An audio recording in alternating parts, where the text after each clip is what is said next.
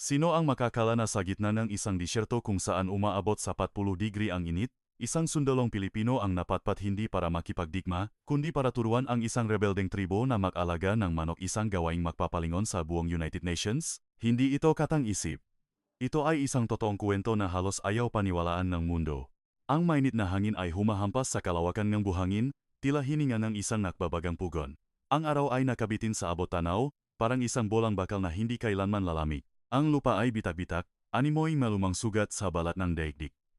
Sa bawat yapak, alikabok na kulay ginto ang pumapailan lang bago maglaho sa hangin. Sa temperaturang 40 degree Celsius, walang ilog, walang malalaking puno na masisilungan, walang halahak ng gabata. Ang naririnig lamang ay ang pagaspas-eng nga tela sa ulo na hinahampas-eng hangin, ang pagkaskas-eng nga botang militar sa buhangin, at isang katahimikang mas mabigat pa kaysa anumang utos sa larangan ng digmaan. Ang nayon ng tribo, na tinagurian ng mundo sa labas bilang nga rebelde, ay nakatayo sa gitna ng tigang na lupain, na parabang ito'y kinalimutan na. Ang mga mabababang bahay na gawa sa putik ay nakahanay na may pag-ingat. Isang bakot na gawa sa marupok na kahoy ang pumapalibot sa isang maliit na lugar na wari sinusubukang pigilan ang sabay-sabay na pagpasok ng kaaway, ng tagutom, at ng masamang kapalaran. Magapayat na bata ang nakatanaw sa kumboy ng mga armored vehicle ng peacekeeping force. Ang kanilang mga mata ay puno ng pagdududa, pag-usisa. Maraming babay ang mahigpit na yakap-yakap ang kanilang mga walang lamang banga ng tubig, na parabang ang mga ito ay ginto. Samantala, ang nga matitipunong lalaki na nakasuot ng lumang katutubong damit ay may hawak na armas, ngunit hindi ito itinaas. Hindi pa sila nagtitiwala kanino man, lalo na sa mga estrangherong may dala-dalang bandila ng United Nations. Sa ikatlong sasakyan, pinunasan ni Sargento Ramon Sandoval, isang kayumangging lalaki mula sa isang probinsya, sa Luzon, ang pawis sa ilalim ng kanyang helmet. Tahimik niyang pinakmasdan ang tanawin sa kanyang harapan. Ang kanyang mga mata ay hindi tumitingin sa nayon bilang isang lugar ng operasyon, kundi tulad ng pagtingin ng isang magsasaka sa isang lupang sakahan na halos mamatay na sa pagkatuyo. Alam niya kung ano ang tagtuyot, alam niya ang pakiramdam ng isang taon na walang ulan. Alam niya ang pakiramdam ng isang taong kailangang pumili kung itatabi ang mga butil para itanim o ilalaga ito para may makain ang kanyang mga anak sa gabing iyon upang hindi sila mamatay sa gutom. Sinabi ng dayuhang pinunong unit sa isang mahinahong boses na ang misyon sa araw na iyon ay suriin ang sitwasyon ng pagkain at ang mga panganib sa seguridad. Ngunit ang tingin ni Ramon ay napako sa isang sirang kulungan na gawa sa kahoy sa gilid ng isang bahay. Wala itong laman. Tanging isang puting balahibo ng manok ang nakasabit sa isang piraso ng kahoy, na tila isang ebidensya ng isang bigong pagsisikap. Matagal siyang tumitig dito bago marahang nagtanong sa interpreter, "Nag-alaga ba silangang manok dito dati?" Lumingon ang interpreter bago sumagot, "Opo, pero namatay lahat dahil sa sobrang init, kulang sa tubig, at walang pagkain." Ang sagot na iyon ay lumutang sa mainit na hangin na parang isang maliit na kislap ng apoy. At sa sandaling iyon, hindi pa alam ni Sargento Ramon Sandoval na ang misyon na maalala ng mundo ay magsisimula sa isang simpleng tanong. Nang gabing iyon, hindi gaanong lumamig ang panahon. Itinago ng disyerto ang init sa buhangin, sa mga pader na putik, at sa mabuto ng mataong naninirahan dito. Ang pansamantalang tolda para sa pulong ay maliwanag dahil sa isang nakasabit na lampara. Ang ingay generator sa di kalayuan ay paos, tila isang matandang hayop na pilit pa ring humihinga. Mga opisyal ng UN, mga aid worker, at isang kinatawan ng tribo ang makakaharap sa isang mahabang masang kahoy. Bawat isa ay may isang basong tubig, ngunit walang uminom ng mabilis dahil alam nilang mas mahalaga ang tubig kaysa sa mga salita. Ang pinuno ng tribo, si Malik, isang matangkat na lalaking sunok ang balat at may mga matang matigas na parang bato mula sa bulkan. Marami na siyang nawalang kapamilya dahil sa digmaan at tagutom, kaya't hindi na niya masabi kung alin ang mas mabilis pumatay, bala o gutom. Nang magsimulang magsalita ang mga dayuhang opisyal tungkol sa mga sustainable food programs, isang mapait na ngiti lamang ang gumuhit sa kanyang labi. Paulit-ulit na niyang narinig ang mga magagarbong salitang iyon, ang mabutil na ipinadala ay hindi kayang mabuhay sa tagtuyot. Ang balon na hinukay ay natuyo sa loob ng 2 buwan. Ang imbakan ng pagkain na itinayo ay ninakawan sa loob ng 3 linggo. Ang mga pangako ay dumarating dito na kasindalas ng hangin may buhangin, at nawawala rin na kasindalas nito. Tahimik na nakikinig si Ramon hanggang sa pinayagan siya ng kanyang kumander na magbigay ng mungkahi. Dahan-dahan siyang tumayo, walang kilos ng isang negosyador, walang magarbong pananalita. Nagsalita siya sa pamamagitan ng interpreter sa isang simpleng tono, tulad ng isang taong mas sanay sa gawa kaysa sa salita. "Hindi ko nais magsimula sa isang malaking bagay," sabi niya. "Hindi kailangang magsimula sa isang malaking bukit, hindi sa isang bodega, hindi sa isang 5 taong plano. Magsimula muna tayo sa manok. Saglit na tumahimik ang buong tolda bago isang maikling tawa ang narinig mula sa isang sulok. Isang kinatawan ng dayuhang organisasyon ang marahang umiling. Itinaas ni Malik ang kanyang kilay na may halong pangalipusta. Manok? Tanong niya. Sa disyertong ito, isinalin ito pabalik ng interpreter. Tumango si Ramon. O manok, ang mamanok ay umiinom ng tubig, kumakain ng pagkain, madaling mamatay. Mainit sa araw, malamig sa gabi, may mga ahas, may sakit, may mga magnanakaw. Sunod-sunod na sinabi ni Malik, na parang nagpapaputok ng bala. Nagpadala kayo ng sundalo para turuan kami nito? Sa tingin ninyo, mahirap kami dahil tanga kami? Ang mga salitang yon ay nagpakilosay lang sundalo dahil sa tensyon. Ngunit nanatiling kalmado si Ramon. Hindi siya nagalit dahil naiintindihan niya na ang mga taong matagal nang pinabayaan ng mundo ay madalas magsalita na may tinik. Hindi ko iniisip na hangal kayo, dahan-dahan niyang sagot. Iniisip ko na nasa lugar kayo kung saan bawal makamali kahit isang beses lang. Ang pangungusap na yon ay nagpatahimik kay Malik. Huminga ng malalim si Ramon bago inilatag ang isang maliit na plano sa mesa na parang naglalagay ng unang butil ng binhi. Kung mapapanatili nating buhay ang nga manok, sabi niya, makakaroon ng itlog ang nga bata, magkakaroon ng protina ang nga may sakit. Magkakaroon ng may pagpapalit sa tubig ang nga babay. At ang nayon ay magkakaroon ng isang bagay na muling isinisilang tuwing umaga. Sa labas ng tolda, ang mainit na hangin ay patuloy na umihip. Ngunit sa loob, may isang bagay na nagsimulang magbago ang direksyon. Kinaumagahan. Ang sikat ng araw ay tumama sa mabubong na yero na nakakasilaf.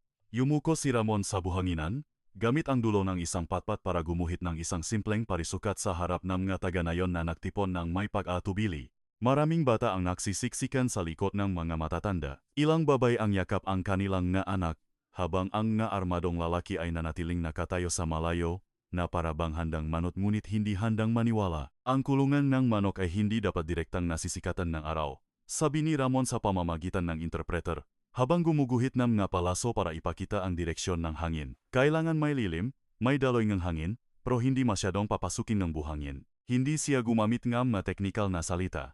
Hindi siya nagsalita tungkol sa mga development models. Hindi niya ginawang komplikado. Nakwento siya na parang nakikipag-usap sa isang kapitbahay sa probinsya. Ikinuwento niya ang kanilang bahay sa Luzon, ang tagaraw kung kailan sobrang tigas ng lupa at tumatalbog pabalik ang bareta. Ikinuwento niya ang kulungan ng manok ng kanyang ina sa likod bahay, na kailangang iharap ang butas ng hangin para makakuha ng malamig na simoy sa umaga. Magsasabit ng basang sako para harangin ang sikat na araw sa hapon, at itataas ang sahig para mahulog ang nadumi ng manok sa ibaba upang maiwasan ang sakit. Ilang nakikinig ang nagsimulang kumunot ang no, hindi dahil sa pagkalito, kundi dahil sa pagkilala. Ang sinasabi ng Pilipinong ito ay hindi isang himala. Ito ay karunungan ng na mahihirap na natutong mamuhay kasama ang kalikasan sa halip na talunin ito. Lumapit si Malik para tingnan mabuti. Lumuhod siya sa tabi ng guhit sa buhangin at nagtanong ng paisa-isa. Paano kung walang magandang kahoy? Paano kung kakaunti ang tubig? Paano kung hindi sapat ang pagkain ng manok? Ang kanyang boses ay matigas pa rin, ngunit hindi na para manguyam. Ito ay boses ng isang taong sumusubok kung ang binhi ng pag-asa ay pagkaototo. Sinagot ni Ramon ang bawat tanong ng direkta. Kung walang magandang kahoy, gamitin ang matitigas na sanga at lubid. Kung kakaunti ang tubig, bigyan sa takdang oras, huwag hayaang matapon. Kung hindi sapat ang pagkain, paghaluin ang mabutil, mga tira-tirang buto, mga tuyong insekto, at mga dahon na mahahanap. Huminto siya sandali bago idinagdag, hindi natin sila inaalagaan para makakuha ng pinakamarami. Inaalagaan natin sila para mabuhay muna. Ang masalitang para mabuhay muna ay nagpatango sa isang matandang babae, na para bang ngayon lang siya nakarinig ng isang wikang naiintindihan niya. Hindi nagtagal, isang maliit na batang lalaki ang nagtaas ang kamay at nagtanong sa pamamagitan ng interpreter, kung mangitlog ang manok, makakakain po ba ako? Ang tanong na iyon ay nagpatahimik sa mga matatanda dahil ito'y sobrang tapat para iwasan.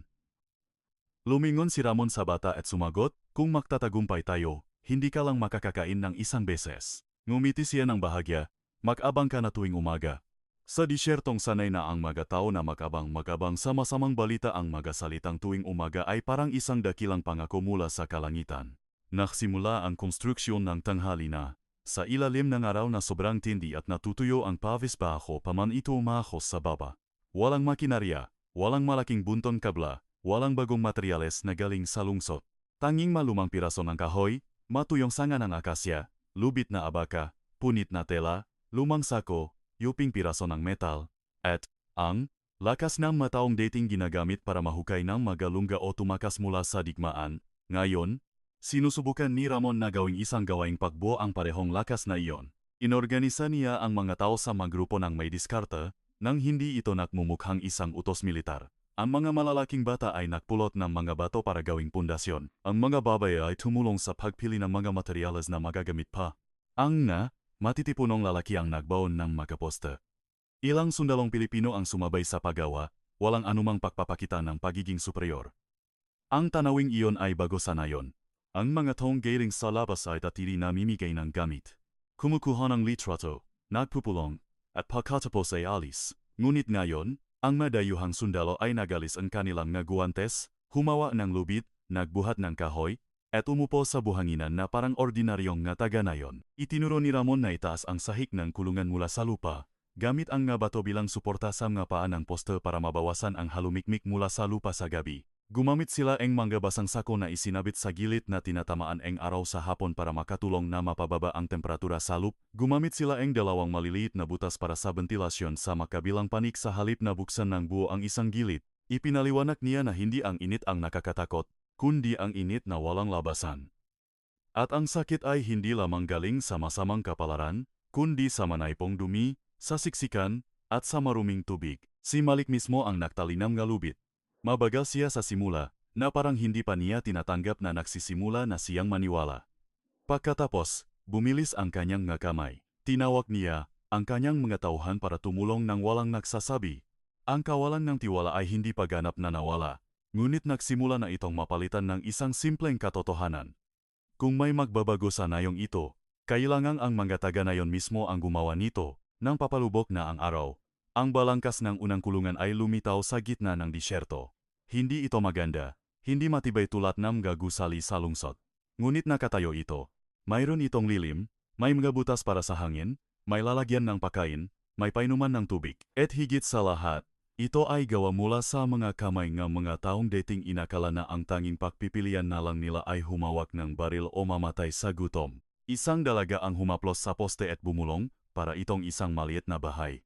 Narinig ito ni Ramon at sumagot, "O, isang bahay para sa mga nilalang na mag-alaga naman sa atin?" Ang nasalitang iyon ay tila di kapanipaniwala. Ngunit nang humaba ang anino ng kulungan sa buhangin, na parang unang guhit ng hinaharap, lahat ng naroroon ay nagsimulang gustuhing maniwala. 3 araw ang lumipas, isang maliit na truck mula sa base ang dumaan sa maalikabok na daan patungo sa nayon, dala ang nga kahon na may magutas para sa ventilasyon na nakaayos sa 2 baitang. Ang pagaspas ng nga pakpak at mahuni ay maririnig mula sa loob. Agad na tumakbo palapit ang mga bata nang huminto ang truck, na parang nakakita sila ng isang himala. Marami sa kanila ay lumaki na ang kilala lamang ay mga payat na kambing, mga pagod na kamelyo, at mga maylap na ibon, ngunit hindi pa sila nakatitik ng ganito kalapit sa mamanok na pag-aari nila. Maingat na binuksan ni Ramon ang unang kahon. Ang amoy ngang maligamgam na balahibo at ng pagkain ng sisiw ay humalimuya, isang kakaibang amoy sa gitna ng tuyong hangin. 2 manok na kulay pula at kayumanggi ang sunod-sunod na kumurap, naninibago sa sikat ng araw sa disyerto, na hindi na iba sa mataga-nayon na nakatitik sa kanila. Saglit na tumahimik ang lahat, na parabang nakatayo sila sa harap ng isang posibleng katotohanan na nahahawakan sa unang pagkakataon sa loob ng maraming taon. "Mas malilit sila kaysa sa inaasahan ko," sabi niyang isang batang babae. "Pero kung mabuhay sila, makakaroon tayong itlog," sagot ng kanyang ina, habang hindi inaalis ang tingin sa mamanok. Ang unang batch ay binubuo lamang ng 12 manok. Hindi sapat para tawaging isang farm.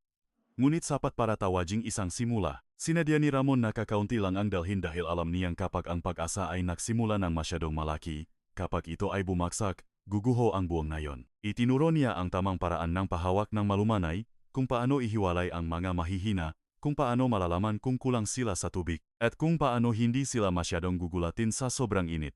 Bawat hakbang ay napakadetalyado, na parabang hindi siya nagtuturo tungkol sa manok, kundi nagtuturo sa mataw kung paano muling maniwala sa pagtitiyaga. Si Malik ay may hawak na maliit na timbangang tubig, sinusundan ang bawat kilos. Paulit-ulit siyang nagtatanong kung gaano kadalas dapat painumin, anong oras dapat pakainin, at kailan sila dapat sumilong sa araw. Ang kanyang boses ay hindi na boses ng isang kumander ng rebelde, kundi boses ng isang lalaking ayaw na may bago na namang dumating na mamatay sa kanyang harapan, tulad ng lahat ng bagay sa nakaraan. Nang pakawalan ang unang manok sa loob ng kulungan, ito'y natigilan, iniunat ang lig, at dahan-dahang naglakad sa nakataas na sahig na kahoy. Ilang bata ang hindi napigilang humalahak ng malakas sa unang pagkakataon sa loob ng maraming araw. Mahina at maikli ang tunog na iyon, ngunit napakalinaw nito kaya't napalingon ang nga matatanda sa isa't isa na parabang hindi na nila matandaan kung ano ang tunog ng totoong halahak ng isang bata. Sa sandaling iyon, hindi pa nabigla ang Wen. Hindi pa alam ng mundo ang balita. Ngunit ang nayong ito sa gitna ng disyerto ay nakakita ng isang bagay na mas mahirap hanapin kaysa sa pagkain. Nakita nila ang maliliit na buhay na naglalakad patungo sa kanilang kinabukasan. Sa ika-6 na araw matapos dalhin ang mga manok, isang sunstorm ang dumating ng walang babala. Ang langit na dating puti dahil sa sikat ng araw ay naging kulay dilaw na abo. Unti-unting lumakas ang hangin bago ito sumugot sa nayon na parang isang gumagalaw na pader. Ang buhangin ay humahampas sa mga mukha, pumapasok sa ilong, bibig, at mata. Mabilis na ipinasok ang nga bata sa mga bahay. Mahigpit na hinawakan ng nga babay ang kanilang nga takip sa ulo, ang mga laki naman ay tumakbo palabas para itali ang mga bubong, ayusin ang mga bakot, at isilong ang kanilang mga hayop. Ang unang kulungan ng manok ay umugang nakakatakot. Ang masakong pananggalang sa araw na nakasabit ay humahampas sa mga poste. Sumigaw si Ramon, nagutos sa mga sundalo at mga taga-nayon na kumuha pang ng lubid, itali ang pundasyon ng kulungan, tabunan ng buhangin ang puno ng mga poste, at gumamit ng malumang piraso ng metal para harangin ang panit na tinatamaan ng malakas na hangin. Tumakbo si Malik sa gitna ng bagyo. Hindi alintana ang buhangin na sumusugat sa kanyang balat. Mahigpit niyang hinawakan ang isang poste habang dalawa sa kanyang makatauhan ang humihila ng lubid para itali ito sa isang malaking bato. Sa loob ng kulungan, ang nga manok ay nakakagulo, nakakatakbuhan at nagbabanggaan. Ang kanilang mahuni ay hindi ganong malakas kumpara sa ugong ng hangin, ngunit sa pandinig ng lahat, ito ay parang tunog ng lahat ng kanilang pinahirapan na malapit ng lamunin ng bayo. Gumapang si Ramon papasok sa kulungan. Ginamit niya ang isang tela para takpan ang ilang bahagi upang dumilim at mabawasan ang pagkagulat ng mga manok. Inilagay niya ang napainuman sa mas mababang lugar para hindi matumba, habang ang buhangin ay humahampas sa kanyang likod na parang mga mainit na butil ng bakal. Halos isang oras silang nakipagbuno sa bagyo, na parabang nakikipagtawaran sila sa kalikasan. Nang unti-unting huminahon ang lahat, humina ang hangin at muling lumiwanag ang langit. Ang buong nayon ay punong ng buhangin na naipon sa mga sulok ng bahay at ng pagot na nakabaon hanggang sa buto. Lumakad sila patungo sa kulungan, takot na huminga ng malakas. Ang mga manok ay naroon pa rin, halos lahat ay kumpleto. Isa lamang ang nanghina at nakahiga sa isang sulok.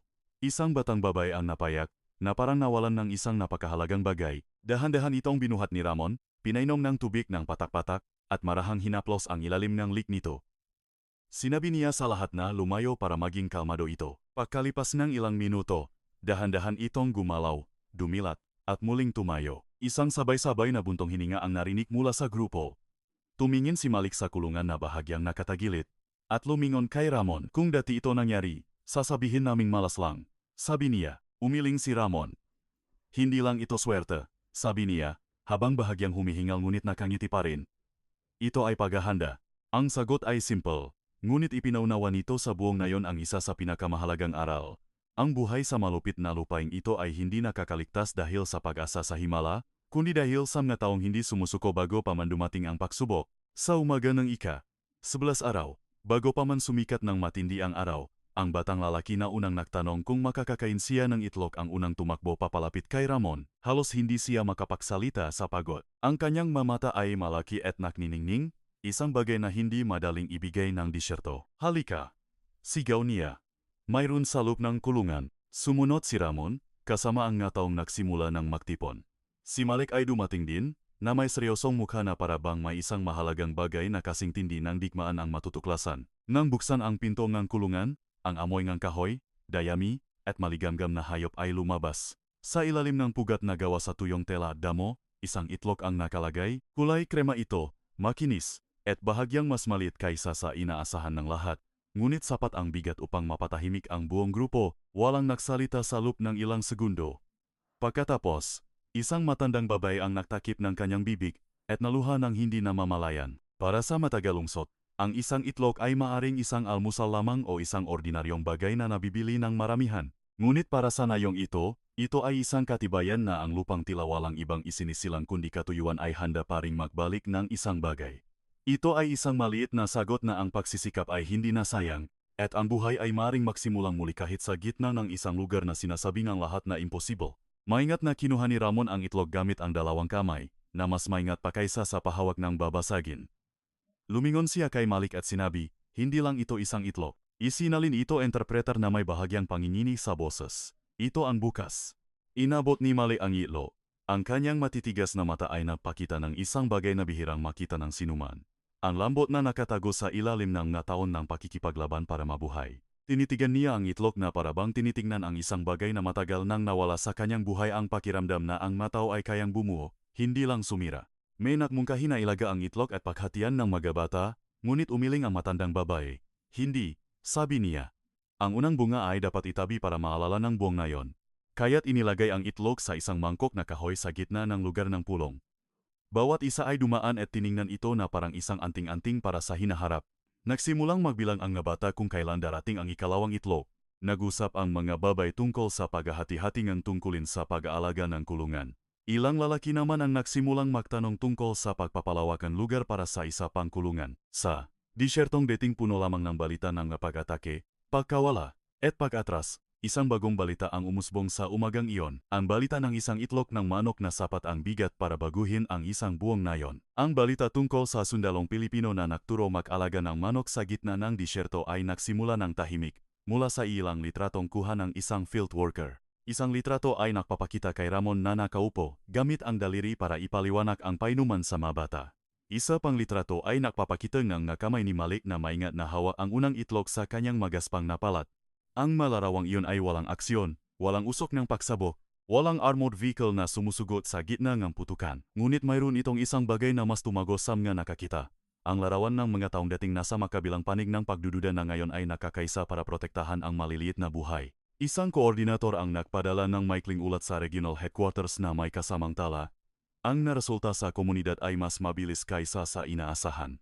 Mula roon, ang kwento ay dahan-dahang naglakbay sa pamamagitan ng mga email, mga ulat ng misyon, at mga pagpupulong sa mataas na antas, tulad ng isang hanging hindi nakikita ngunit umabot sa malayo. Sa loob ng ilang araw, maraming kinatawan mula sa iba't ibang bansa ang nagsimulang magtanong tungkol sa mga detalye. Ang ilan ay hindi makapaniwala na ang isang proyekto ng pagmamanok ay maaring magtagumpay sa isang lugar na may ganoong kataas na temperatura. Ang ilan ay nag-alinlangan kung ang pakikipagtulungan sa isang armadong grupo sa isang sensitibong lugar ay masyadong mapanganib. Ang salitang pagkabigla ay lumitaw sa mga malamig na conference room na libu-libong kilometro ang layo mula sa disyerto. Hindi pagkabigla dahil sa karahasan, kundi pagkabigla dahil ang resulta ay napakasimple kaya't hindi ito naisip ng maraming policymaker. Sa isang pulong, isang mataas na opisyal ng UN ang nagpakita ng larawan ng unang itlog sa screen at marahang sinabi, gumagastos tayo ng milyon-milyon para sa mga komplikadong plano ng rehabilitasyon. Ngunit minsan, ang totoong nagpapabago sa isang komunidad ay nagsisimula sa pag-unawa sa lilim, malinis na tubig, at isang kulungan ng manok. Ang pangungusap na iyon ay tahimik ngunit matalim, kaya't natahimik ang buong silid. Samantala, sa nayon, hindi alam ni Malik na ang kanilang pangalan ay nasa maulat na sa buong mundo. Ang alam lang niya ay mas maaga nang gumigising ang mga bata para tingnan ang kulungan. 3 babae ang naktipon para gumawa ng iskedyul sa pag-alaga ng tubig. At ang mga binatang dati nagbabantay sa checkpoint buong araw ay nagsimula ng gumawa ng karagdagang lalagyan ng pagkain gamit ang mga retasong kahoy. Hindi nila gustong maging isang case study ng mundo. Gusto lang nilang makaroon ng pagkain, ng dignidad, at ng isang bagay na poprotektahan maliban sa galit. Kaya't ang balita ay naglakbay sa dalawang direksyon ng sabay. Ang isa ay patungo sa mga mesa ng pagpupulong ng mundo, at ang isa ay mas malalim sa puso nayon. At tila, mas mahalaga ang huli. Hindi nagtagal matapos lumitaw ang unang itlog. Ang pinakamabilis na nagbago ay hindi ang bilang ng manok, kundi ang maliit na istruktura ng kapangyarihan sa loob ng nayon. Dati, ang mamahalagang yaman ay nasa kamay ng lalaki, ang mga may hawak ng armas o ang mga pinuno ng pamilya. Ngunit ang pag-alaga sa kulungan, pagbibigay ng tubig, pagkolekta ng itlog, at pagpili ng pagkain ay nagawaing mas konsisten na nagagawa ng mababay at bata, at kahanga-hanga ang kanilang galing. Isang babae na nangangalang Amina, na nawalan ng asawa sa digmaan, ang naging pinakamahusay sa pag-alala ng oras ng pagpapainom. Alam niya kung kailan sobrang tindi ng araw at kailangan ng mas maraming tubig ng manok, at kung kailan dapat bawasan para hindi masayang. Isa pang babae, si Zura, ang naging eksperto sa paghahalo ng pagkain mula sa matuyong butil, mga dahon, at mga sinangak na insekto, kaya't mas masiglang kumain ang mga manok. Dalawang dalagita naman ang tumulong sa pag-obserba ng mga sintomas ng sakit, kaya't naihiwalay nila ang matamlay na manok bago pa man kumalat ang sakit. Nakita ni Ramon ang lahat ng ito at agad na nagpasya. Kung nais niyang magtagal ang proyekto, ang nga taong dapat mas maraming alam ay hindi ang pinuno nga rebelde, kundi ang nga kababayhan. Kaya't nagsimula siyang magdaos ng maliliit na sesyon ng pagtuturo sa ilalim ng isang lona, gamit ang nga timba bilang upuan at uling para isulat sa isang lumang tabla. Itinuro niya ang tungkol sa kalinisan, ventilasyon, ang siklo ng pangingitlog, kung paano ihiwalay ang mga stress na inahin, at kung paano itago ang nga itlog para hindi mabasag o mabulok. Hindi niya kailanman sinabi na ito ay kapangyarihan, ngunit ang nangyari ay tunay na kapangyarihan. Ang kapangyarihan mula sa kaalaman na nagbigay daan sa mga tao na hindi na maghintay sa desisyon ng mga lalaking may hawak na baril sa lahat ng bagay. Nakita ni Malik ang pagbabagong iyon. Nagsimulang makipagtalo sa kanya si Amina tungkol sa paggamit ng tubig ng may kumpiyansa. Nakmungkahi si Zura na palawakin ang kulungan sa kabilang panik para masalo ang hangin sa umaga. At nang dumami na ang maitlog, ang mga babae na ang nagpasya kung aling bahagi ang dapat pisaan at alin ang dapat ibigay sa mga batang may sakit. Ang kapaligiran sa nayon ay dahan-dahang nagbago mula sa isang paraan ng pamumuhay na nakabase sa agawan tungo sa isang paraan ng pamumuhay na nakabase sa pagbabahagi. Isang hapon, nakatayo si Malik habang pinapanut ang 5 babae na nagpupulong tungkol sa kulungan, na para bang sila ay isang mahalagang komite. Lumingon siya kay Ramon at nagtanong, "Sa inyo ba, ganito rin ang babae?" Marahang tumawa si Ramon. "Sa maraming tahanan po, mas magagaling pa sa magalalaki ang mga babae. Minsan lang, mabagal tanggapin ng mundo." Ang sagot na iyon ay nagpatahimik kay Malik ng matagal. Sa disyertong dating nagturo sa matao na maging matigas para mabuhay, isang bagong aral ang lumitaw. Ang aral na nagsasabing ang pagbuo ng kinabukasan ay hindi laging nagsisimula sa armas. Minsan, nagsisimula ito sa makamay ng isang babae na dahan-dahan at maingat na inilalagay ang isang itlog ng manok sa isang basket. Sa ikatlong linggo, ang pinakakakaibang pagbabago ay nagsimulang makita sa grupo ng nakabataang lalaki na dating nasa unahan ng pagbabantay sa nayon. Sila ang malumaki sa tunok ng putukan, sa mautos na mag-ingat sa kaaway, at sa paniniwalang ang dignidad ng isang lalaki ay nasusukat sa kanyang katigasan at kahandaang lumaban. Ngunit nang magsimulang maging regular ang pangingitlog ng manok at ang ilang batang may sakit, ay lumakas matapos makakain ng mas masustansyang pagkain.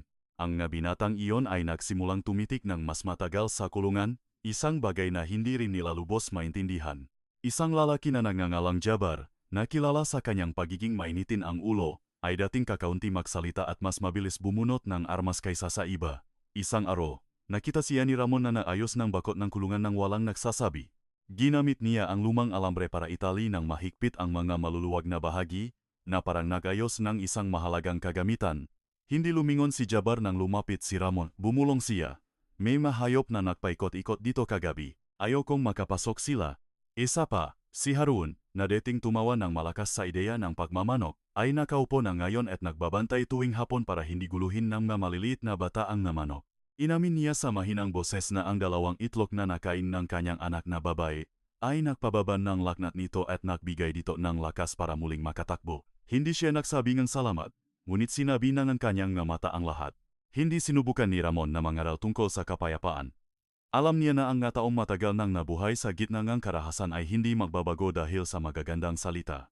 Magbabago sila kapag nakahawak sila ang isang bagay na sapat na mahalaga para ayaw nilang masira. At para sa nayong ito, ang nga manok ay hindi na lamang isang hayop para sa kabuhayan. Naging bagong sentro ito ngang sama-samang responsibilidad. Isang gabi, may narinig na putukan sa di kalayuan. Lahat ay nagulat at natahimik. Ayon sa kanilang dating gawi, maraming binata ang dumampot sa kanilang nga armas. Ngunit si Jabar ay lumingon muna sa kulungan. Inutusan niya ang mga bata na pumasok sa bahay, nagpadala ang 2 tao para tingnan kung saan galing ang putok, at siya mismo ay nagbantay sa lugar kung nasaan ang kulungan, na parabang pinoprotektahan niya ang kayamanan ng nayon. Kinaumagahan, nakita ni Ramon ang nga bakas ng paang maraming lalaki sa paligid ng kulungan. Ibig sabihin, may mga nagbantay sa gabi nang hindi nakuusap. Bahagya siyang napangiti dahil naunawaan na niya. Ang tunay na pagbabago ay hindi tungkol sa kung ilang manok ang nabuhay o kung ilang itlog ang nakuha. Ito ay ang sandali kung kailan ang taong sanay na protektahan ang kapangyarihan ay nagsimulang protektahan ang buhay. At yun marahil ang unang hakbang tungo sa tunay na kapayapaan, kahit na nagsimula lamang ito sa isang maliit na kulungan sa gitna ng disyerto. 2 linggo matapos ipadala ang ulat sa matataas na opisyal, isang bagong kumboy nga mga sasakyan ang dumating sa nayon. Sa pagkakataong ito, hindi lang ito mga truck ng supply.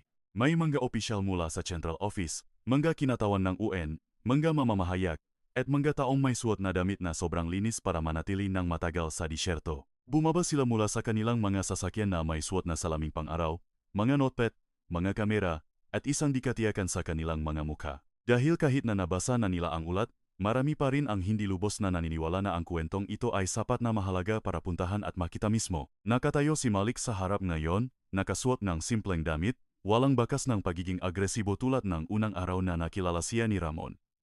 Hindi siya nakangiti, ngunit nagbago ang kanyang tindig. Hindi na lamang siya ang pinuno ang isang grupong itinuturing na mapanganib. Siya na ngayon ang punong abala ang isang lugar na may nagawang matagumpay sa sarili nilang pagsisikap. Isang babaeng kinatawan mula sa Central Office ang lumapit sa kulungan at masusing pinagmasdan ito. Natahimik siya nang makita niya ang simpleng sisteman dan ventilasyon na gawa sa mga tira-tirang materyales, ang talaan ng oras ng pagpapainom na nakasulat gamit ang mga simbolo sa isang piraso ng kahoy, ang mga basket ng itlog na malinaw na pinahiwalay para sa pagkain at para sa pagpisa, at ang grupo ng babae na nakpapaliwanag ng mga proseso ng may mas malaking kumpiyansa kaysa sa mga bumibisita. Sino ang nagdisenyo ng lahat ng ito? Tanong niya. Maraming pares ng mata ang lumingon kay Ramon, ngunit umiling lang siya at itinuro ang mga taga-nayon. Itinuro ko lang po ang simula, sagot niya. Ang iba, sila na ang gumawa. Ang sagot na iyon ay nagpatahimik sa kinatawan bago siya yumuko at tiningnan ang maitlog sa basket, na parabang tinitingnan niya ang pinakamahalagang dokumento sa isang buong taon ng pagpupulong. Walang tigil sa pagkuha ng litrato ang namamamahayag. Ngumiti ng may hiya ang mabata. Ang matandang babae na umiyak nang makita ang unang itlog ay nakatayo sa likuran, na may ekspresyon ng pagmamalaki na hindi na kailangan ng anumang salin. Pagkatapos, nagsalita si Malik sa harap ng lahat, sa pamamagitan ng interpreter, na may matatak na boses. Dati, pumupunta kayo rito na may dalang malalaking salita, sabi niya. Pero ang taong ito ay dumating na may tanong tungkol sa isang sirang kulungan ng manok sa tabi ng bahay. Lumingon siya kay Ramon. Ang nga tao ko ay hindi nangangailangan ng awa. Kailangan namin ng isang taong nakikita kung ano pa ang maring bahan. Ang pangungusap na iyon ay nagpatahimik sa lahat sa paligid ng kulungan. Maging ang hangin ay tila humina. Dahan-dahang inalis ang babaeng kinatawan ng kanyang salamin at bumulong, na para bang may isang bagay siyang tinatanggap sa kanyang sarili. Siguro, masyado ng komplikado ang ating mundo kaya't nakalimutan na nating pakinggan ang pinakasimpleng katotohanan. At iyon ang sandali kung kailan ang pagkabigla ng United Nations ay hindi na lamang nasa mga ulo. Nakatayo na ito roon, sa gitna ng 40 digring init, sa tabi ng isang maliit na kulungan ng manok na may totong itlog salo. Sa sumunod na buwan, ang disyerto ay nanatiling mainit. Ang hangin ay patuloy na nagdadala ng buhangin. Ang araw ay hindi pa rin nagpapakita ng awa. At ang mundo sa labas ay puno pa rin ng ngahidwaan. Ngunit ang ngayong ito ay hindi nakatulad ng dati. Ang nagbago ay hindi ang klima, hindi ang geopolitika, at hindi ang buong kapalaran. Ang nagbago ay ang pang-araw-araw na buhay. Ang nga umaga na dating nagsisimula sa pagsisiyasat ng panganib ay nagsisimula na ngayon sa pagbubukas ng kulungan, pagkolekta ng itlog, pagpapalit ng tubig, at pagbibilang ng mga manok. Ang unang kulungan ay nasundan ng ikalawa, at ang ikatlo ay sinimulan na. Natutunan ng mabata na magalo ng pangunahing pagkain. Gumawa ang mga babaeng schedule para sa pagbabahaging itlog, na laging inuuna ang mga pamilyang may sakit. Ilang binata ang nagsimulang mag-usap tungkol sa pakikipagpalitan ng sobrang itlog para sa mga butil mula sa kalapit na nayon. Ang ideyang kalakalan ay bumalik sa isang lugar na dating ang kilala lamang ay pagnanakaw at pagkupkop. Naghahanda na si Ramon na bumalik sa base sa loob ng ilang araw. Naglakat-lakat siya sa paligid ng nayon sa huling pagkakataon. Sa ilalim ng ginintuang sikat ng araw sa umaga, ang batang lalaki na unang nagtanong tungkol sa itlog ay tumakbo papalapit at inilagay ang dalawang itlog sa kanyang kamay. Para sa iyo, sabi ng bata.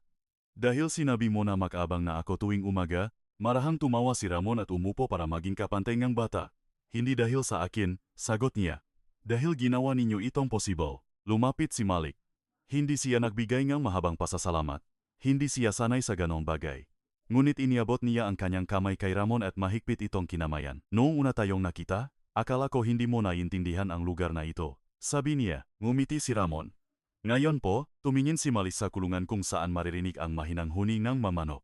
Ngayon, sa tingin ko, naiintindihan mo kung bakit nabubuhay ang mga tao. Ang dalawang lalaki ay tahimik na nakatayo, pinapanood ang sikat ng araw na dahan-dahang nagtataboy sa mga anino mula sa buhanginan. Sa di kalayuan, isang matandang babae ang nagtuturo sa isang batang babae kung paano ilagay ang itlog sa basket ng dahan-dahan, na parabang tinuturuan siyang hawakan ang kinabukasan nang hindi ito binabasag. Maaring maalala ng mundo ang balitang ito sa mga kakaibang headline.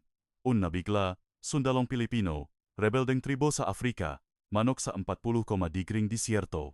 Ngunit para sa mga tao dito, ang kahulugan nito ay mas simple. Ito ay ang kwento ng isang araw kung kailan isang estranghero ang hindi unang nagtanong kung sino ang nasa aling panig kundi nagtanong kung dati ba silang nakalaga ng manok. At mula sa maliit na tanong na iyon, ang buong nayon ay nakahanap ng isang sagot na sapat na malaki para mabuhay sa isang lupaing dating pinaniniwalaan ng mga tao na para lamang sa digmaan. Minsan, ang pag-asa ay hindi nagsisimula sa armas, kundi sa isang itlog lamang ng manok,